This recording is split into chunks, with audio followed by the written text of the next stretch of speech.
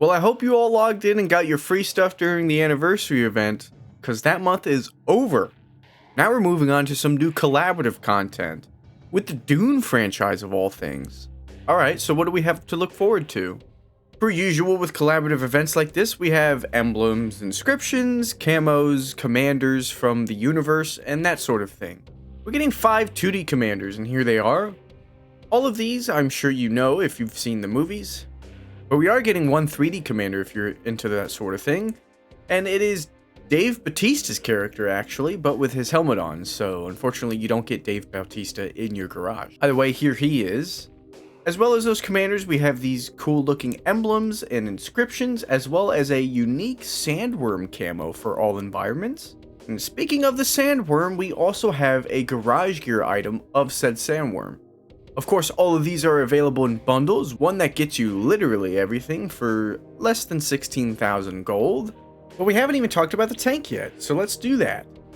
The new Tier 8 German medium tank, the Wind of Arrakis, at least I'm hoping that's how it's pronounced, is the one and only Dune tank we're getting.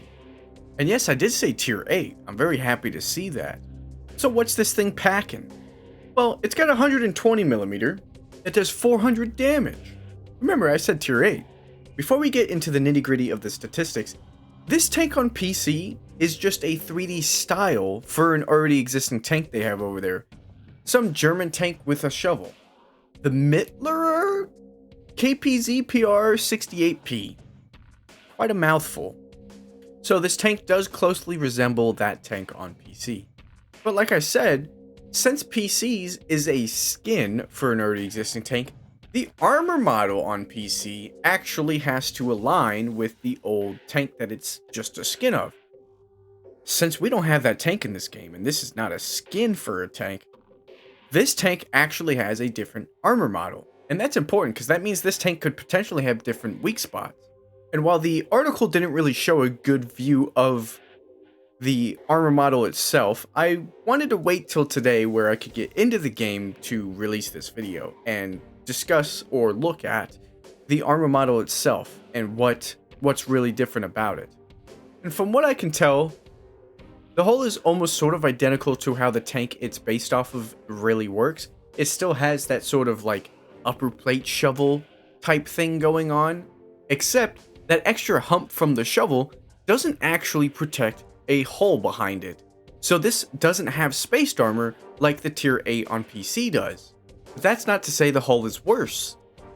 Using tanks.gg, you can see that the armor model on PC actually has 20mm of spaced armor from the shovel, but behind it is just a 90mm upper plate, which gives it an effective armor of 136mm. But in that same spot on our tank, we have a 180mm plate. So it looks like our tank's actually better. As for the turret, I'm thinking this 250mm face closest to the gun is going to be your best bet. This bar on top looks pretty easy to hit, but it's also quite sloped if you look at it from the sides. Really, I'm not sure how this thing's going to perform, especially with the fact that it has auto siege mode, which we haven't discussed yet.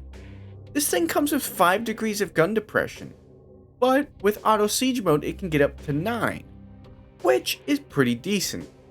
With that gun depression, you're working with that 120mm 400 alpha gun with 230 standard pen on an AP round and 300 premium heat pen.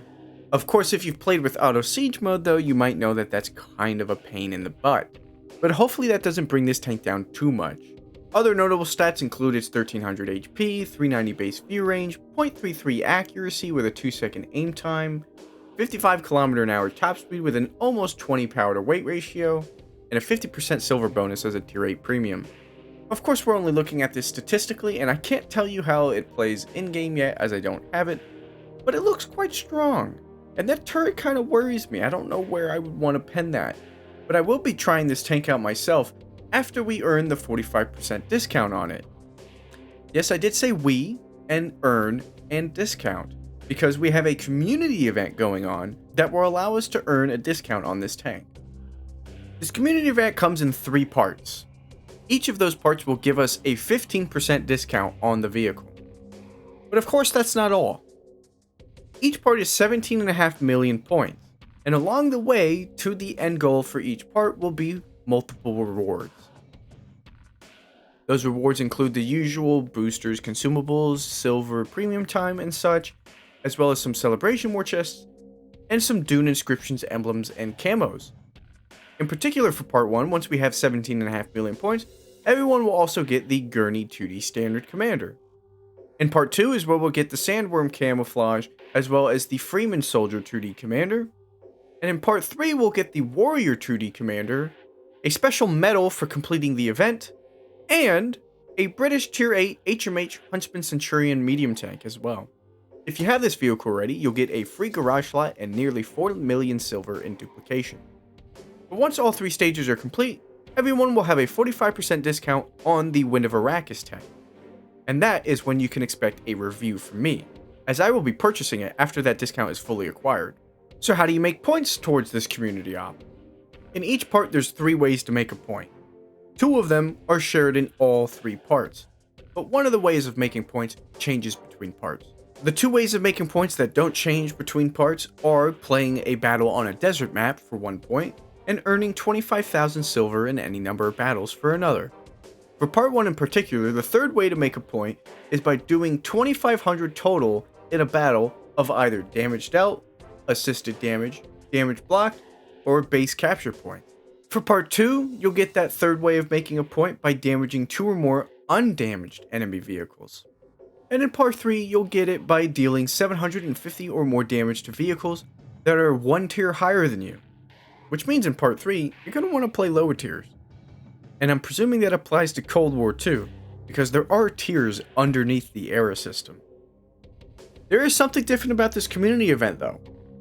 Unlike last community event, where all you had to do was log in, and wherever we were in the stages, you would get all the rewards leading up to that, this time you actually have to participate.